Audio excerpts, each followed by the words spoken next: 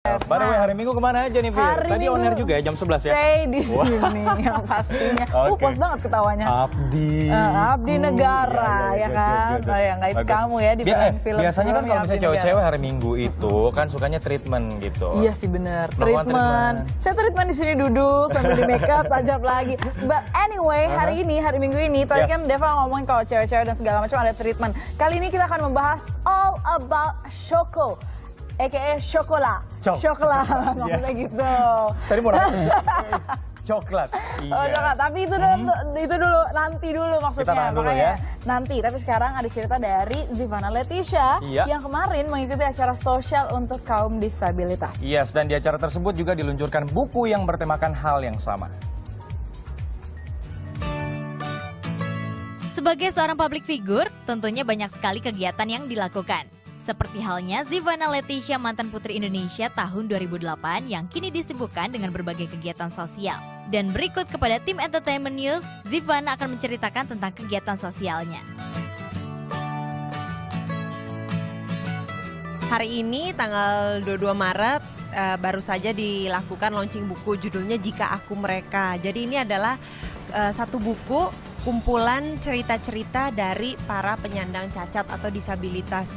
Jadi ini lagi dilakukan gerakan namanya Disabilitas Tanpa Batas. Jadi yang menarik dari buku ini adalah buku ini bukan ditulis oleh orang-orang yang punya tubuh normal, tapi ada yang tunarungu, ada yang tunanetra.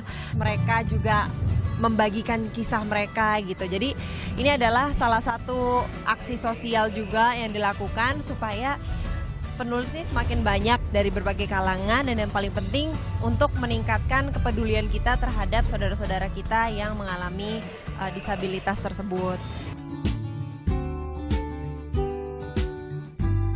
Jadi kalau misalnya keterlibatan saya sendiri di situ, karena ini kerjasama dengan Yayasan Mitra Netra namanya. Mitra Netra ini yang menaungi teman-teman kita yang menyandang tunanetra dan disabilitas lainnya.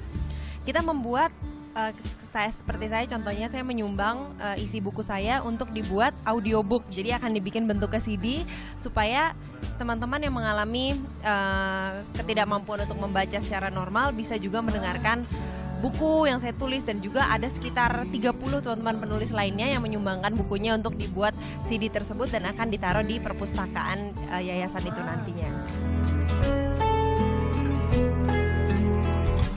Kalau bukuku sendiri judulnya Buku Pintar Cewek Juara. Jadi kalau saya itu lebih buku motivasi ya, supaya semua orang bisa merasakan rasanya jadi juara, bisa percaya diri, bisa nggak merasa minder sama orang lain. Apalagi mungkin teman-teman kita dengan disabilitas, mereka mungkin ada saat-saatnya merasa rendah diri, merasa kalah dibandingkan teman-temannya. Padahal dengan kelebihan lain yang mereka miliki, bahkan mereka bisa jadi jauh orang yang lebih berhasil dibandingkan kita yang normal.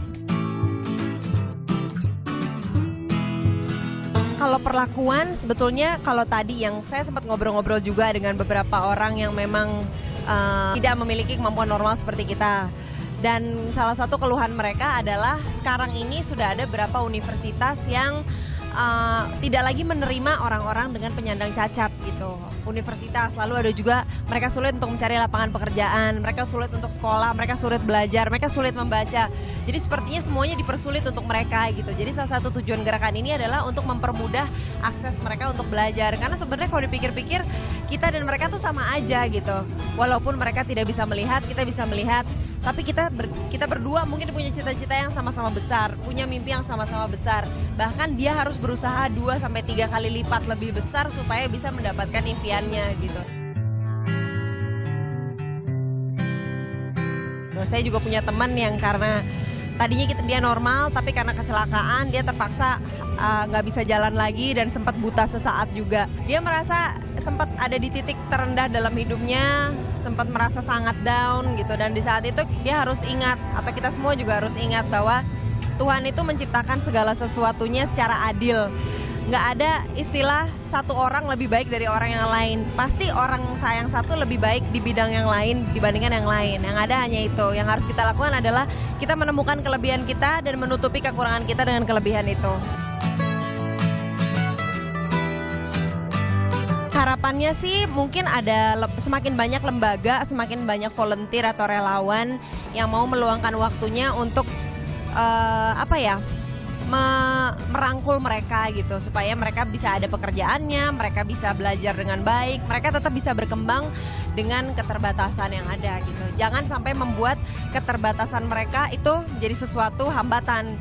Jadi kita harus buat keterbatasan mereka adalah sesuatu yang mereka bisa tempuh mimpinya tanpa batas gitu.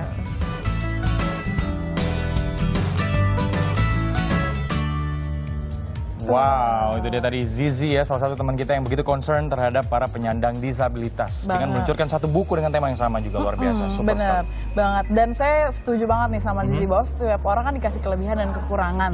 Gak ada yang sempurna. Tapi gimana caranya menjadi bijaksana dengan memaksimalkan kekurangan setiap orang yang akhirnya bisa jadi kelebihannya dia. Wow, keren Gitu banget. dia. What a quotes. Tapi memang luar biasa kita ngomongin soal disabilitas ataupun normal. Sebenarnya secara hukum kita tuh punya hak yang sama. Karena kemarin pemerintah melalui Menteri Pemuda dan Olahraga menyatakan bahwa sebenarnya mereka penyandang disabilitas juga memiliki hak, apalagi sebentar lagi kan pemilu, mereka juga punya suara di sini. Banget. Gitu. Suka lihat kan promo konser Suara Untuk Negeri, itu kan para difabel yang memang mewakili mereka, walaupun mereka mungkin tidak bisa berbicara, tidak bisa mendengar dengan baik segala macam gitu ya, tapi mereka tetap punya suara yang suaranya bisa mengubah bangsa, bahkan bukan cuma bangsa tapi dunia. Yes, Luar setuju. biasa ya.